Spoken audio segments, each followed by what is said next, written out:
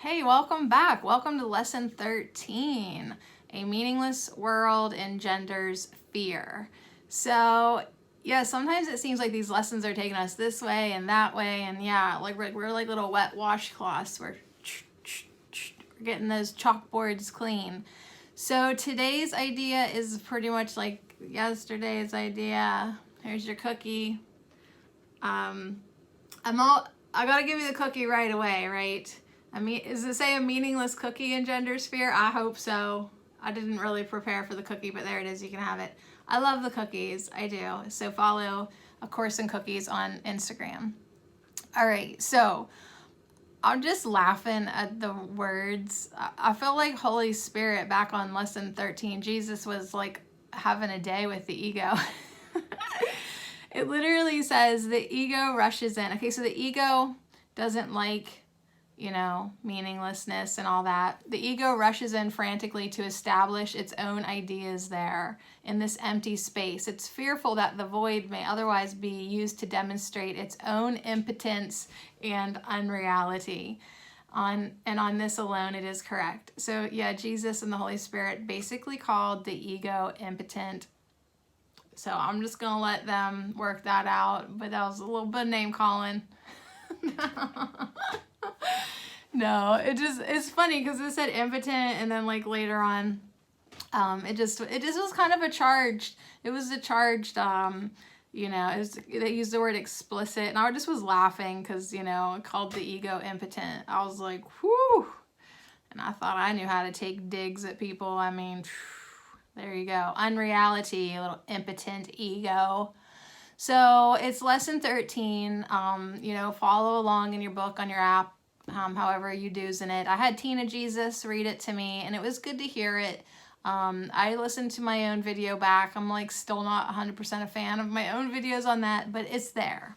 And as I read it out loud, that helps me understand it. So, I've mentioned that before. That's why I'm so grateful to like Daniel Scranton and Pathways of Light for giving me permission to narrate their work, because as I read it out loud, I can understand it. As I talk, I can understand things. Like I must have one of them learning disabilities that I have to hear things to get it. So anyways, that's why I'm happy to hang out every day and talk and talk and talk. And last night and yesterday, I want to tell you about a cool experience that I had before we get started on the notes and the Pathways of Light and all that good stuff. Yesterday on Twitter, I'm at Twitter at Sadie Cherico, I was following Pathways of Light, and I seen that they have call-ins, they have group chats, like old school, and so you got to make it to a phone or whatever. But I was like, well, I'll see if I can make that happen, and it worked out that it did. Well, wasn't it so good and cool for me to join in with others? One, be mostly a listener.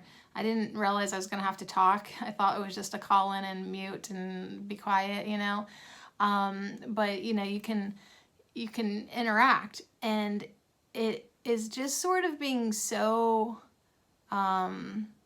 shown to me that we really do need to hang out more. We really do need to come together and shine our light and have fun and increase our vibration.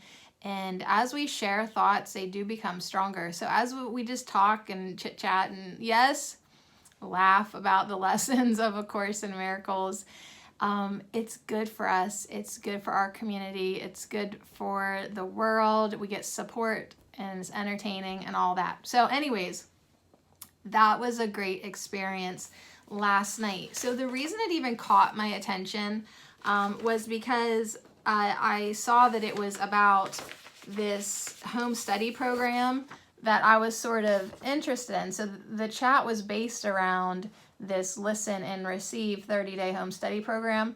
And I thought to myself, well, I'll check it out, and if I like what they're talking about, maybe I'll get that for myself as a I love you gift. And so that's what got my attention about it, and I liked it, and I ordered it in another book, and I kid you not, my total was 4411, which are really good master numbers. But anyways, what I want to tell you is remember how I had the booklet, the miracles of their newsletter, and I was like, I wish I had all of these. I don't know if I said that out loud, but I was like, I wish I could read the back ones. Well, guess what? They have those available for free on their website. So the Miracles News magazine, you can go to pathwaysoflight.org and read the current one and all the issues of the last 23 years or something. So it's like, oh gosh, like, okay, that'll keep me busy. They have daily insights. Their daily insights are on their website. Their text made simples on their website. They have study groups. They have all these free resources. So I just want to make sure that you're utilizing all of their goodies on their website, and you know, knowing that you can read that newsletter. So that cracked me up because I was like, oh, okay, well, that solves that, doesn't it? But also they have lots of gatherings that you can get to. So anyways, check them out, please. And I really loved it. So shout out to everybody last night that I met. That was really good for me, and I enjoyed it very much. All right, so anyways, we are here to talk about lesson 13, not just what Sadie did last night, but what Sadie did last night was good for Sadie. It was, because a lot of times I don't mingle, and I don't think that I need anybody, and I just whatever, but like as I grow up, I'm starting to feel the importance of sharing is caring, y'all. All right, so here's the notes. So yeah, I took some notes. Tina, Jesus wanted to talk about how we do not need to fear, since the lesson was a meaningless world engenders fear. And he's saying, yeah, like you guys are all in fear all the time. He's like, you do not need to fear, LOL, but you do. Anxiety is all of these hidden fears. Yeah, like humans are fearful mother truckers. I mean, we all know this. We pretty much are this. Like, I get it. But he still is saying, listen, you don't need to be like that. You do not need to fear. All right, Jesus, well, we're going to try. He really just wanted to say, hey, do not rush these lessons. Like, and I agree with that. Like, if you show up and you're like, oh, lesson 13, I want to hang out with Sadie in real time, so you're going to try to crunch the last dozen. Do not do that.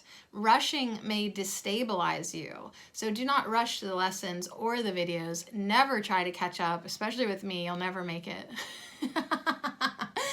Just go back and start at your own pace. Slow down. And follow as subscribed. It just says do one lesson a day. It does not say crunch. It does not say rush, okay? So your ego will try to convince you rushing and catching up is a good idea. But remember, your ego wants you to fail. So don't do it. Don't listen to it. Don't listen to that impotent mother trucker. You slow down, but keep going. Just keep your ego in check. And be humble to learn. See, the ego's like, I'm going to teach this class. I'm going to stand up here. I'm going to say, shut up, ego. You're not going to teach a class. You're not going to rush the class. You're not going to fuck this up. All right, so Jesus was just saying, slow down, keep the pace. And Jesus also said, I am with you all the way. I'm with you all the way. But there's not any need whatsoever to rush, and rushing could actually destabilize you and not be good. So chill. All right. So, and there was some similar messages in the Pathways of Light today, and it was more talking like how like our egos get into competition with God, whether we realize it or not. And basically, like, give up the battle, okay? Give up the battle. Give up the ego. It is worth the effort to step back and clean the slate and be the little wet washcloth and clean the slate with willingness. Be open to love and joy, and be open to follow God's will, okay? Like, that's what the ego gets tripped up in. It thinks that maybe God's will isn't going to be its will, or it's going to lose out. Well, that's just ego BS. God wills you to be happy. God's will is perfect happiness. So actually, you and God are on the same page. So do not listen to your impotent ego.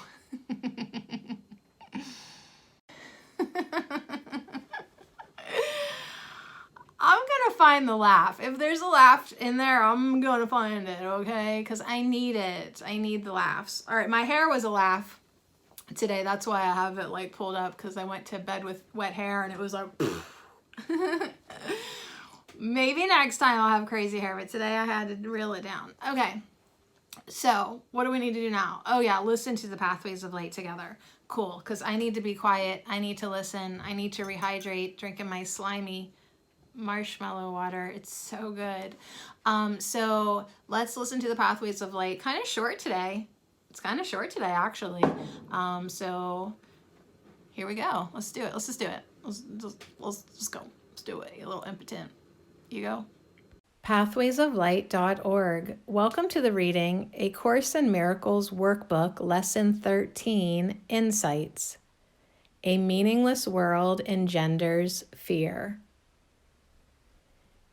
In this world, it seems very weak to say, I don't know what anything means. We have spent our whole lives learning what everything means, and if we don't know, we are considered ignorant. In this lesson, we are learning to do the opposite. We are learning that it is important to step back and not give meaning to everything we see. We are learning that this stepping back and not giving meaning is the most valuable thing we can do now. We are learning that it is our pathway to freedom. We are learning that it is important to undo all our past learning by merely stepping back from it and leaving an empty space. This is an important part of disidentifying from the ego, or disidentifying from the belief that we have separated from God. Being in competition with God is indeed frightening. We can give up the battle. Seeing the meaninglessness of the world is a very important step. It requires consistent stepping back from all we learned in the past. It is worth the effort. The more we do it, the easier it gets.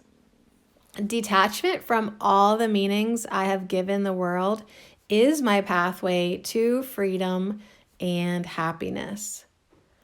On the empty slate, made clean with willingness to step back, the reality of love has a chance to enter.